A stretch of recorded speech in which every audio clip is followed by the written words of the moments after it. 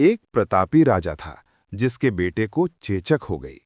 उसी गांव में एक गरीब कुम्हार का बेटा भी था, उसे भी वही रोग हुआ। राजा ने अपने पुत्र के लिए राजवैद्य बुलाए, कीमती दवाइयां दी गईं, गरम गरम स्वादिष्ट भोजन खिलाया गया और महल में हवन पूजन कराया गया। राजा का मानना था कि इससे रोग दूर हो जाएगा, पर कुम्हार शीतला माता का परम भक्त था।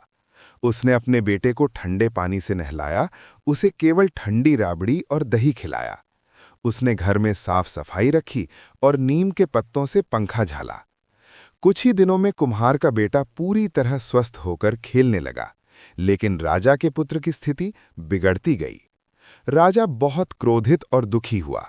उसने सोचा, मैं राजा होकर भी अपने पुत्र को नहीं बचा पा रहा, जबकि उस निर्धन कुम्हार का बेटा ठीक हो गया। उसी रात शीतला माता राजा के स्वप्न में आईं और कहा, हे राजन, तुमने मेरे प्रकोप के समय गर्म भोजन और गर्म वातावरण देकर मेरे शरीर की जलन को और बढ़ा दिया, जबकि कुम्हार ने मुझे शीतलता प्रदान की, ठंडा भोजन खिलाया और स्वच्छता का ध्यान रखा, इसलिए उसका पुत्र स्वस्थ है। राजा को अपनी भूल का आभास हुआ।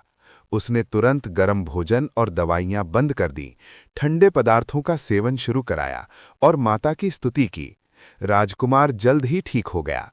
माता की कृपा पाने के लिए बसौड़ा के दिन माता को एक दिन पहले बना हुआ ठंडा भोजन ही अर्पित करें। घर और शरीर की शुद्धि अत्यंत आवश्यक है।